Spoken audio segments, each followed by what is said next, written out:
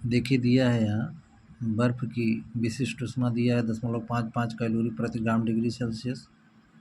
बर्फ़ का द्रव्यमान दिया है 5 ग्राम और टी दिया है -30 डिग्री सेल्सियस पर। तो डेल्टा टी निकालेंगे तो 0 डिग्री सेल्सियस पर बनता, तो 0 माइनस 30 डिग्री आ जाएगा। तो यहाँ हम Q1 निकालेंगे। Q1 बराबर क्या होता है, यम आई कर दीजिए, क्योंकि बर्फ़ का है, आइस का है, आइस के लिए हम आई कर देते हैं। एम आई सी आई डेल्टा टी। एम आई कितना है, द्रव्यमान कितना है, 5 ग्राम है। सी आई कितना है, बर्फ़ का विशिष्ट ऊष्मा दिया है 0.55 और डेल्टा टी दिया है 30। तो ये आपका आ गया 137.5 कैलोरी। अब 10 ग्राम जल को 45 डिग्री सेल्सियस से 0 डिग्री सेल्सियस पर लाएंगे। जो 10 ग्राम जल है वो 45 डिग्री सेल्सियस से कितने डिग्री सेल्सियस पर लाएंगे, 0 डिग्री सेल्सियस पर लाएंगे। तो इसमें देखिए ये एम डब्ल्यू जल का द्रव्यमान कितना है, 10 ग्राम है। सी डब्ल्यू 1 कैलोरी प्रति ग्राम डिग्री सेल्सियस जल की विशिष्ट ऊष्मा। तो Q2 बराबर क्या हो गया, M W C W delta T. M W कितना है, 10 ग्राम है, अभी मैंने बताया। सी डब्ल्यू 1 कैलोरी प्रति ग्राम डिग्री सेल्सियस और डेल्टा टी 45 डिग्री से 0 डिग्री सेल्सियस पर लाएंगे तो 45 माइनस 0 गुणा करेंगे, इसका आ जाएगा 450 कैलोरी।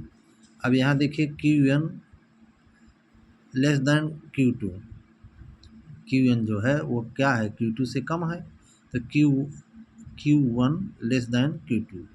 अब हम निकालते हैं कि कितना कम है, तो ये हम इसको मान लेते हैं Q। तो Q बराबर हो जाएगा Q2 माइनस Q1, 450 माइनस 137.5 अर्थात 312.5 कैलोरी। अब बर्फ़ पूर्ण रूप से पिघलता है तो ऊष्मा उत्सर्जित जब पूर्ण रूप से पिघलेगा तभी ऊष्मा उत्सर्जित होगी। तो बर्फ़ कितना है, 5 ग्राम है, एम आई 5 ग्राम है और बर्फ़ की गुप्त ऊष्मा एल आई कितना है, 80 कैलोरी प्रति ग्राम डिग्री सेल्सियस। तो यहाँ देखिए तो Q3 हमने निकाला, M I into L I, 5 गुणित 80 कितना आ गया, 400 कैलोरी। 400 कैलोरी आ गया ये। अब क्या है, 5 ग्राम बर्फ़ को पिघलाने के लिए 400 कैलोरी ऊष्मा की आवश्यकता होगी। 500 ग्राम बर्फ़ पिघलाने के लिए कितने कैलोरी ऊष्मा की आवश्यकता होगी, 400 कैलोरी ऊष्मा चाहिए। लेकिन हमारे पास है कितना, 312.5 कैलोरी ऊष्मा है, 312.5 कैलोरी ऊष्मा है।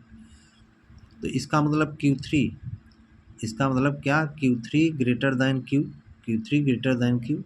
भाई बर्फ़ को 5 ग्राम बर्फ़ को पिघलने के लिए 400 कैलोरी चाहिए, लेकिन है हमारे पास 312.5, इसलिए Q3 क्या है, greater than Q। Q3 Q से अधिक है, इसलिए अंतिम टेम्परेचर जो होगा वो 0 डिग्री सेल्सियस ही होगा।